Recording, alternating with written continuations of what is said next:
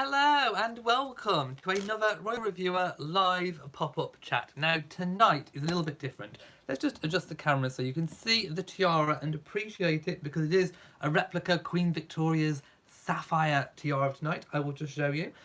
This is a little bit of a different live chat tonight because we're going to be talking about the TV series Victoria, or rather TV programme Victoria, but in particular series season 3, which has just completed here in the UK. I know other countries across the pond from us in the UK have had the series earlier in the year. I think it aired around about September, October for some of you, but it has just finished airing here in the UK last night, and I've waited to do a little bit of a episode review, just a little bit of a general chit chat about Victoria. So that is all I'm going to be discussing in this video. So any other royal questions, please save till a different live chat. But yes, we are going to be talking about all 8 episodes of series season 3 of Victoria. So I'm hoping that some of you have watched it. This will contain spoilers, so I will say, if you're watching live now or if you're watching on catch up later, if you haven't seen the series or series 3 of Victoria, you might want to probably pause this video now and go and watch the box set or watch it somewhere else, and then come back to this video because there will be spoilers. So I'm going to go now and obviously find the live chat so I can speak to you all and see exactly what you are all saying. So here we are, I'm bringing it up right now.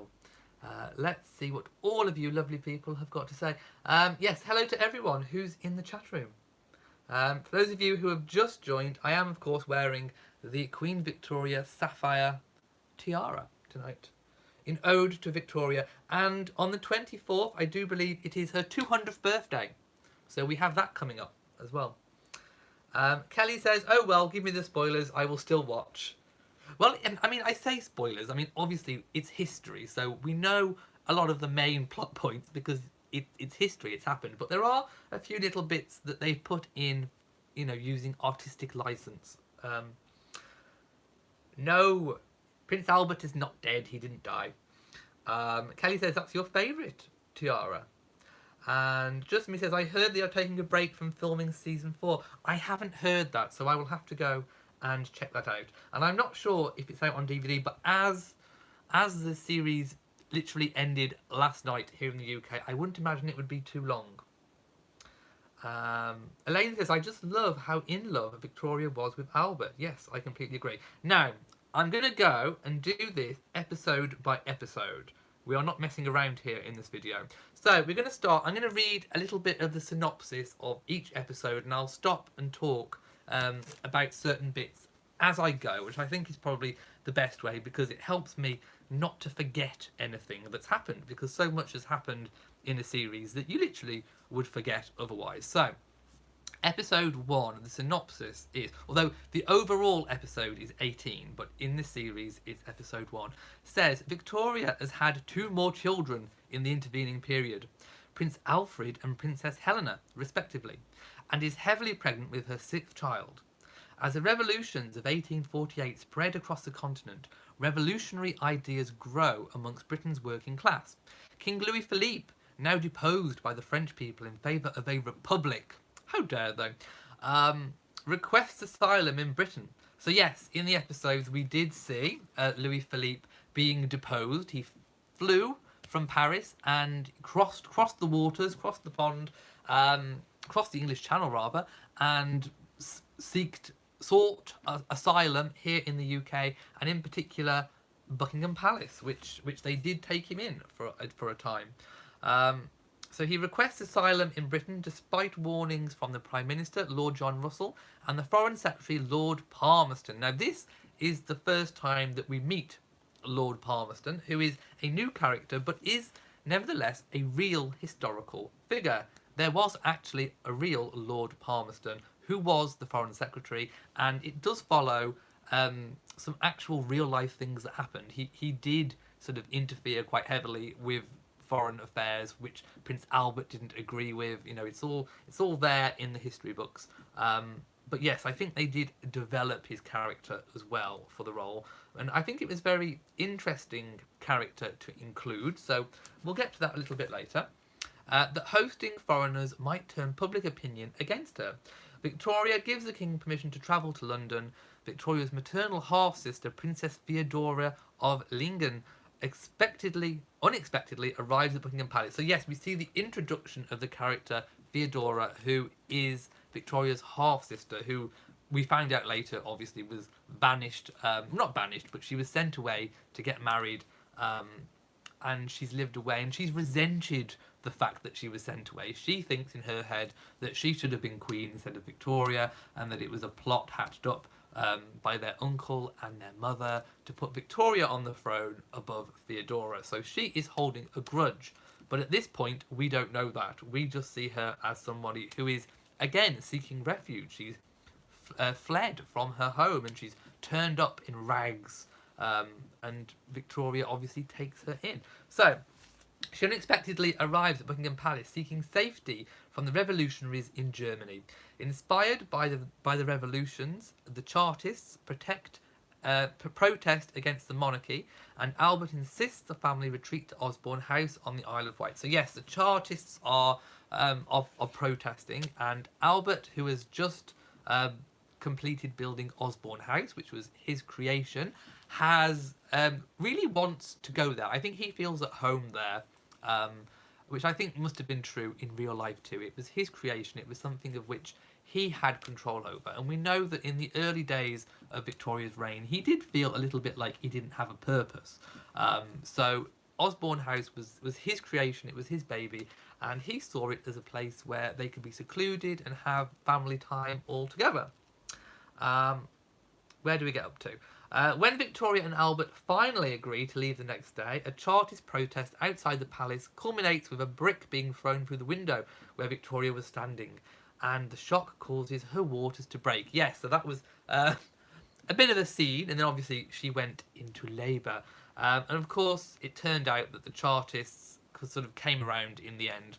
All was fine, they crossed the bridge, and it was a good first episode. It introduced quite a lot of characters into the series and kind of, I think, set up that whole series. So let's just go and see what people are saying.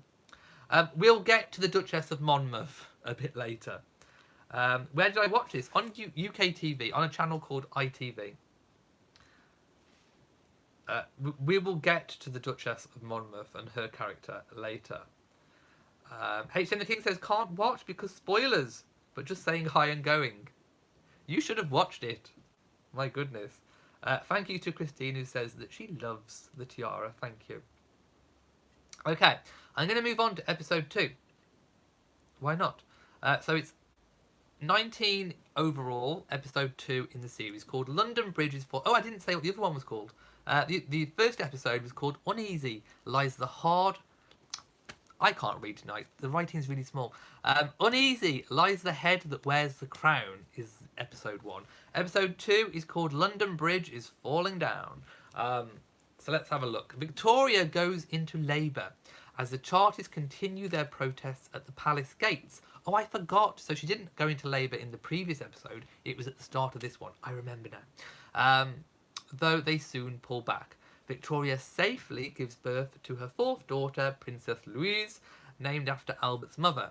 The Prime Minister, along with Lord Palmerston and the Duke of Wellington, asked Victoria to sign the order to set up troops to block the Chartists. Victoria insists that the Chartists should be allowed to deliver their charter to Westminster. Oh, so I'm getting my episodes mixed up. For some reason, I thought it all happened in episode 1, but it doesn't.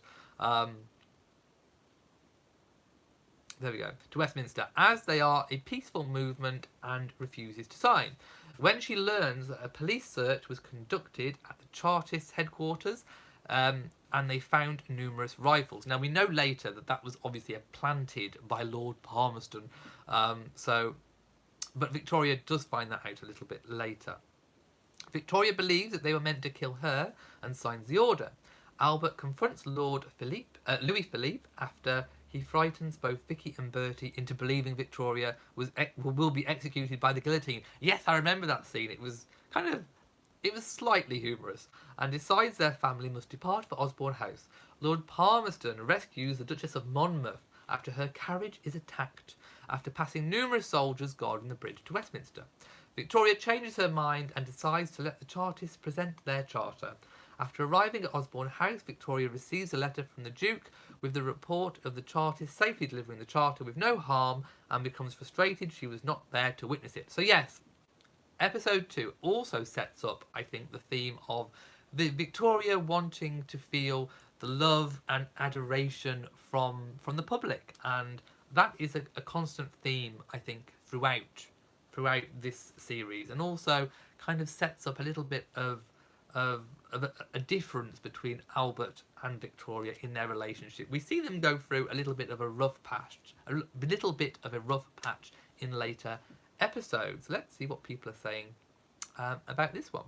By the way, I would like to say I thoroughly enjoyed this series. I think it was really, really good, and it was worth waiting for, even though we didn't get it in the UK until a little bit after other people. Christina says, really happy they still mention Lord... Yes, they did mention Lord Melbourne a few times.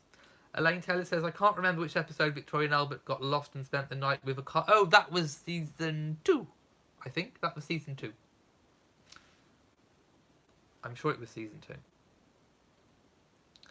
Let's move on to episode 3. Episode 20 overall. Episode 3 called E in Arcadia. E.T. in Arcadia. Not E.T. as in the basket. E.T. phone home. Not that one. It's foreign. And it says, while the royal family stays at Osborne House, Victoria gets word that Palmerston is hosting Lahos Kosov. I know I probably said that completely wrong, but anyway, I can't speak Hungarian. The Hungarian Democrat and leader of its constitutionalists. I can't say that word. Constitutionalists. There you go. Who is met with support from much of Parliament. Victoria sees it as an act of insubordination. She and Albert argue about returning to London. Instead, Victoria invites Lord Palmerston and Lord Russell to stay at Osborne House to discuss the issue. A good move, and it kind of... I mean, I don't know if that actually really happened or not, but it was good to kind of get all the characters together. And also, we got to see a little bit more of Osborne, which I thought was lovely. Victoria and Albert clash about how to raise Bertie. Victoria and Palmerston come to a mutual understanding of each other, and she permits him to dine with Kossuth. Francatelli resigns and encourages a reluctant Nancy to do the same. Nancy Scarrett. We later find out something happens to her, but we'll get to that. To do the same, so that they can start a new life together. Nancy informs Victoria of her resignation and marriage, and the royal family returns to London at Victoria's insistence. After arriving home, Victoria attempts to visit Albert in his office, but he locks himself in, ignoring her pleas. So yes, that was the first sign that something was up between them. Now, I should also mention the introduction of the character Joseph, who was the servant. Now, my goodness. Oh! He was a little bit of a dish, wasn't he? He was a catch. And my goodness, who can not forget, they didn't mention it here in the synopsis, but who can not forget the scene when he ran into the sea and we got to see what was running into the sea. My goodness, we got a from behind shot. Oh! Where's my rose mist when I need it? Oh, yes. We're going to need a little bit of mist. Oh. Swoon, swoon, swoon. So, yes, I mean, I can see entirely why Sophie Monmouth, the Duchess of Monmouth, would have fallen head over heels in love with the dishy Joseph. My goodness, what a strapping young man he was. Oh! Deserves another fan flap. So, yes, we also saw in one of these early episodes where they kind of got acquainted and that romance was starting to blossom. So let's see what people are saying all about that.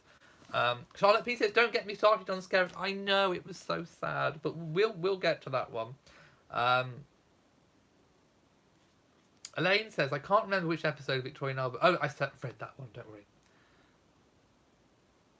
Elaine Taylor says, Maggie, I loved it. They felt free. They did. Where is everyone tonight, by the way? It seems a lot slower going on today. Maybe people didn't watch the TV show. Charlotte P says, I did love the relationship between Sophie and Joseph. It was passionate, to say the least, especially in later episodes. So episode 4 was called Foreign Bodies. And it says, Victoria and Albert exchanged letters, arguing whether Albert should leave for the University of Cambridge. Yes, that was a really funny scene where they wouldn't talk to each other, so they kept sending the footman with letters. That was really, really funny. And yes, he was offered Albert was offered the position of Chancellor of the University of Cambridge, of which he accepted, and he had to run against a fellow competitor.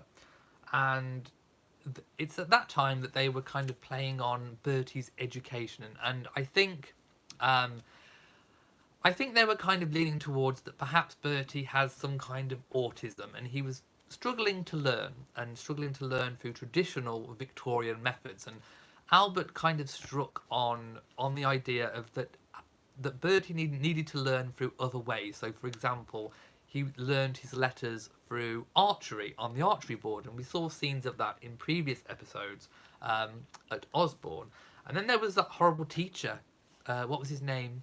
I forgot his name, but the horrible teacher that kept giving him, Chinese burns and hurting him. So I think the little actor that played Bertie had quite a hard role, and I think the children who played Vicky and Bertie did a really, really good job, I have to say. Where did I get to? Victoria wants him to be by her side for a reception as she receives ambassadors from foreign countries for Louise's christening. At the subsequent reception, she learns of a cholera outbreak which has hit London. Physician John Snow suspects that contaminated water is the cause of the outbreak. Yes, so of course cholera was a big, Victorian disease, and I thought that was really interesting, and it kind of sets up poor Skerritt's demise, because of course she did eventually succumb to cholera. Anyway, Victoria insists on hearing his theories despite resistance from sceptical medical authorities at Cambridge. The Earl of Powys competes with Albert to become the new Chancellor. Though Albert wins with the most votes, he attempts to decline the post, believing the students won't support him as he's not popular with them. Albert accepts after some encouragement from Lord Palmerston, who reveals that he voted for Albert. Nancy reveals to Francatelli that she's pregnant, but later contracts cholera after drinking a tonic to cure morning sickness.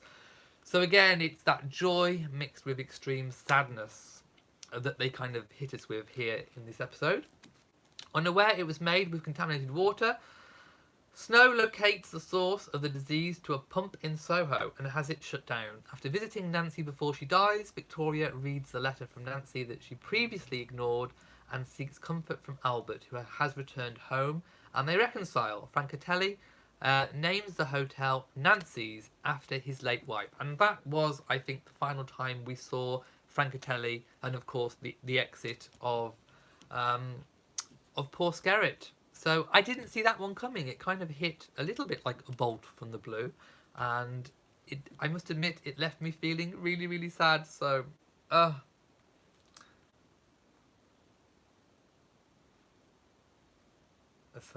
Elaine says Albert's uncle wanted him to spy on what's going on with Victoria. Yes.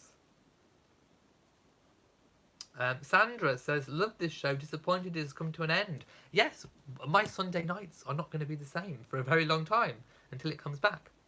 Okay, episode 5, a show of unity.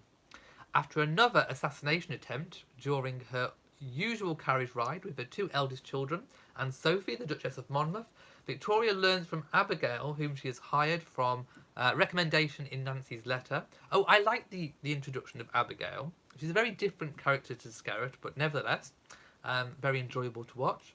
And even though the Great Famine in Ireland is drawing to a close in 1849, the country still has a strong independence movement. Victoria decides to visit after she realises that no monarch of the UK has visited Ireland since the Middle Ages. My goodness. So she deploys her own charm offensive. Bertie stays in London with his new tutor, Mr. Kane. That was it. He was naughty. I didn't like Mr. Kane. While Theodora is supposed to watch the other children.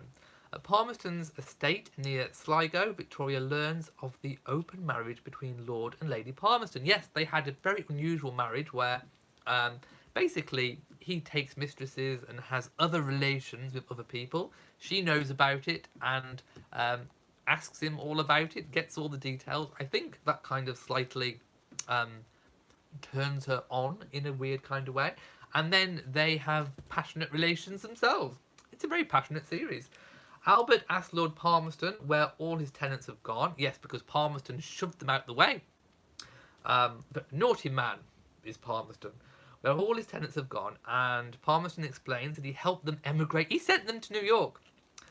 Sophie grows closer to Joseph, the footman. Returning home, Victoria discovers Mr. Kane abusing Bertie while teaching him after Abigail expresses concerns. Horrified Albert worries that he will damage his children and is grateful they will not have any more until Victoria tells him she is pregnant with their 7th child. My goodness. No wonder the bloomers were so big. Sandra says, love this show, disappointed. Oh, I've read that one already.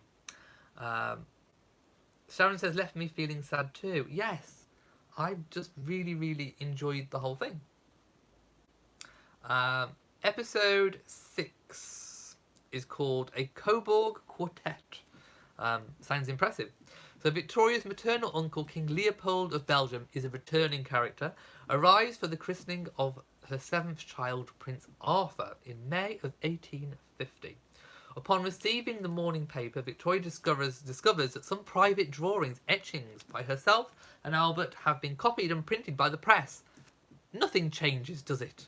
It even goes on now, which she perceives as an affront to her dignity, but which Abigail and Lord Palmerston tell her are making her more popular, which I think they did because people actually weren't mocking them, even though they saw Victoria as a mother and a wife in these etchings, in these prints, but they actually liked them, they wanted them, they bought them to hang in their homes. So it actually did Victoria's popularity really, really good. Anyway, let's have a look. Based on the facts of the legal case of Prince Albert versus Strange, Albert has a phrenologist, that was the head doctor of the time, study Bertie's head and becomes worried both Victoria and Bertie have inherited George III's temperament, of course, said to have been mad. Theodora organises a Georgian-era themed christening ball. Oh, I loved the costumes, were amazing. And of course, I dressed as a Georgian for my Halloween episode of Talk of the Crown. But Victoria is displeased. Oh, there was some amazing dancing. It must have took ages to learn the choreography for the dancing. It was amazing. But Victoria is displeased that Theodora has sold tickets. Yes, this is when she started to kind of show her true colours, Theodora. Obviously to make money, and she bought some new jewels. Not that I would have done the same thing, of course.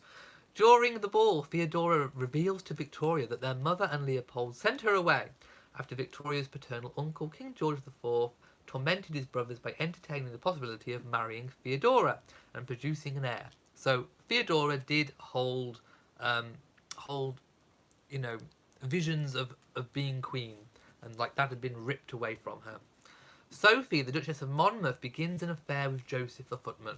Victoria comes to believe that Theodora hates her and to fear that Albert no longer loves her. So this is kind of, again, leading up to all of the love drama in the series. James Med4 says, the Irish that left around that time, someone is my ancestor.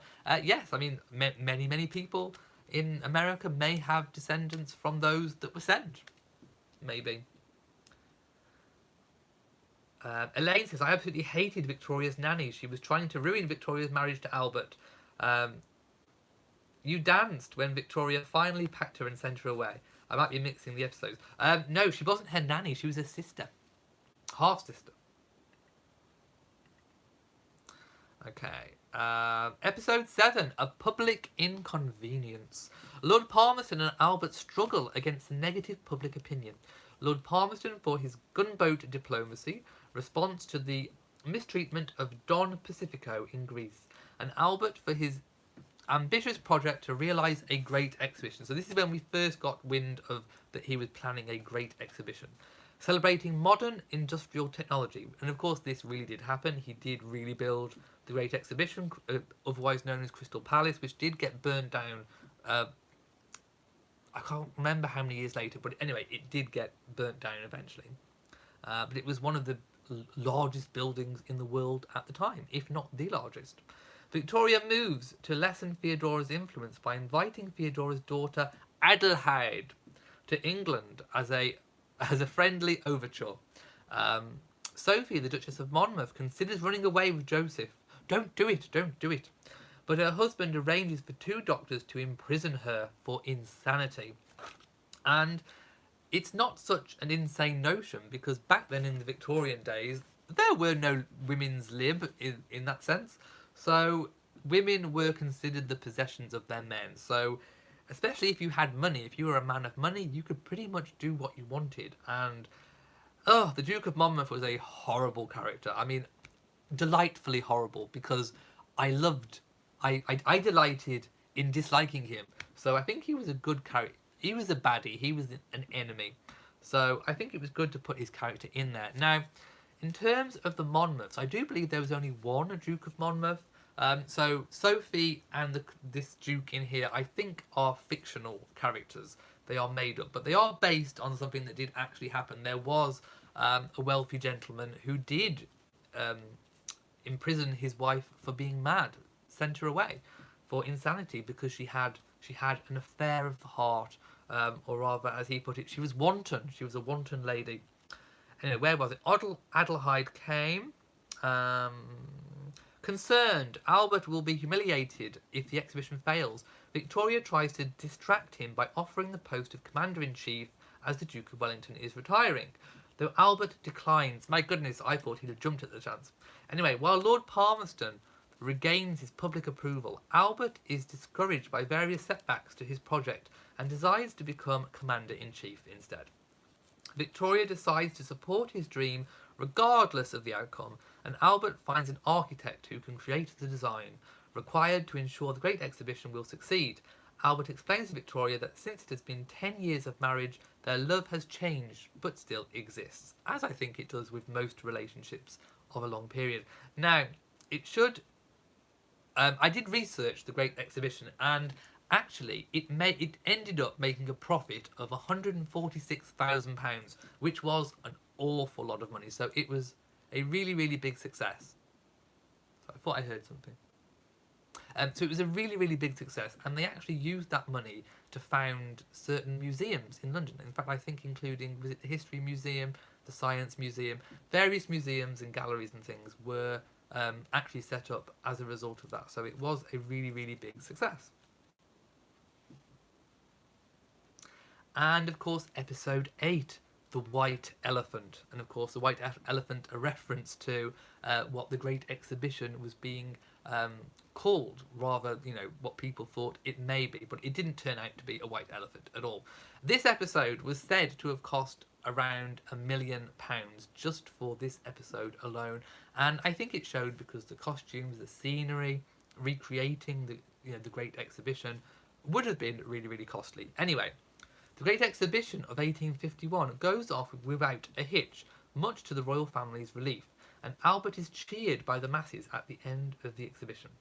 Victoria forces the Duke of Monmouth to allow his imprisoned wife to attend the exhibition, and Sophie did, but Sophie ended up meeting Joseph while she was there, where Joseph arranges for her to flee with him the next day to go to the United States. However, Victoria confronts Sophie, chiding her for considering the notion of abandoning her son, and offers to get her a separate house from the Duke. So I think Victoria was basically acknowledging that the Duke of Monmouth is a very, very horrible man, and I think that Victoria could understand why Sophie would have had this little indiscretion, because she was married to basically a pig. I mean, literally a pig. So I think she understood, and I think she wanted to help Sophie. So in a way, she offered her a route, not out of the marriage, because I don't think you probably wouldn't have got divorced in those times, especially if you had the privilege of being a duchess being married to a duke. So I think what Victoria did was to offer Sophie the security of having her own property where she could be with her son. Her son wouldn't have had to have gone to boarding school. So Victoria did a really nice thing in this episode, and I can't wait to see whether or not Sophie took her up on the offer eventually. Lord Palmerston's public declaration of support for Napoleon III taking over France creates a negative reaction in Parliament that forces him to resign as Foreign Secretary. Now, he does actually go on to be Prime Minister. So when his wife was saying, I'm going to help you to be Prime Minister, he does actually, in history, go on to be Prime Minister. So that does happen. So maybe in that setting something up for the next series or season. So I'm thinking we might see Lord Palmerston back in Series 4, and he may very well become Prime Minister if the time period fits, of course, of which they're going to film over. Where was I? Victoria and Albert's relationship with Theodora comes to a head when she admits to contemplating Lord Palmerston's suggestion of a marriage between her daughter Adelheid and Napoleon III, because she'd have become an empress and outranked everybody, and not the marriage to the Prince of Germany as Albert wished. Theodora storms out of Victoria's room, vowing to leave her for good, with her daughter. But Victoria makes one last attempt at reconciliation. Now, we don't know whether or not she ended up staying or not, because we saw Theodora kind of walking off. So again, we'll see if Theodora stays in the next series. This episode ends in uncertainty as Albert, while talking to Victoria, collapses onto the palace floor. Joseph waits for Sophie at Euston Station, and Lord Palmerston and his wife decide to stay in London as Palmerston seeks to become Prime Minister. Well, in history, we know that he did. So let's wind back a little bit and talk about Albert collapsing. Well, nothing comes of that, because that's not the way that Albert died in history.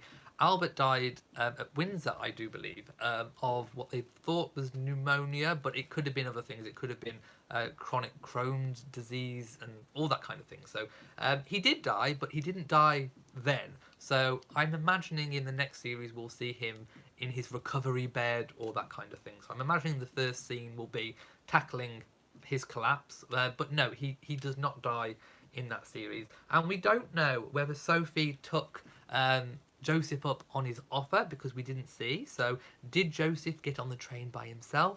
I think Sophie would be very silly to go with Joseph, especially after the Queen's offered you a house and that you can be with your son, and effectively, almost separated from the vile Duke of Monmouth. Let me know what you're all thinking about all of this. Thomas Boyd says 1936 fire of Crystal Palace, England. Oh, was it then? Was it 19? No, I think it was before then, wasn't it? I'm not sure. Maybe it was.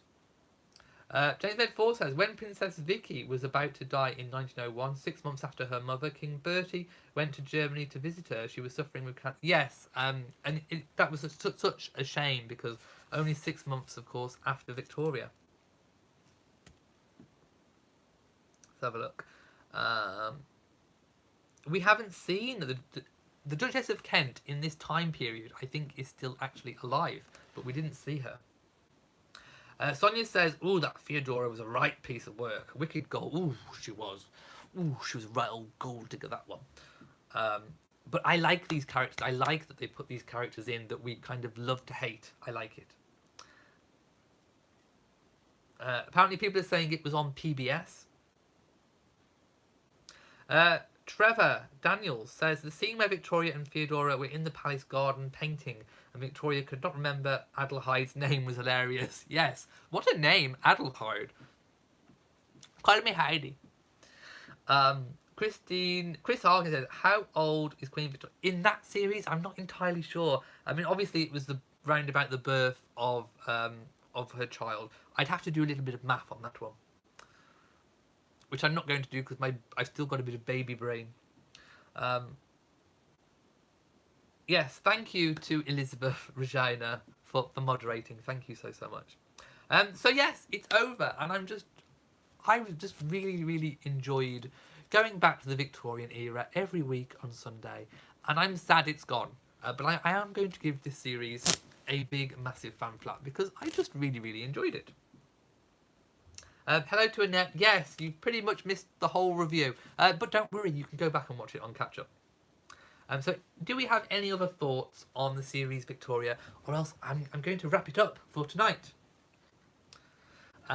Ray says, "Hi Elliot, all your videos are amazing. You give the truth of the royal family. Thank you so much." Karen says, "Awesome sauce." Sharon says, "I read that they are working on season 4 now, but I don't remember when it will air." I don't know. I mean, it certainly isn't finished yet. One of the things as well that Jenna Coleman, the actress who plays Victoria, said was that she thinks eventually they'll do what they did in the series of The Crown, and that is that they will recast all of the characters so that obviously they can age everybody.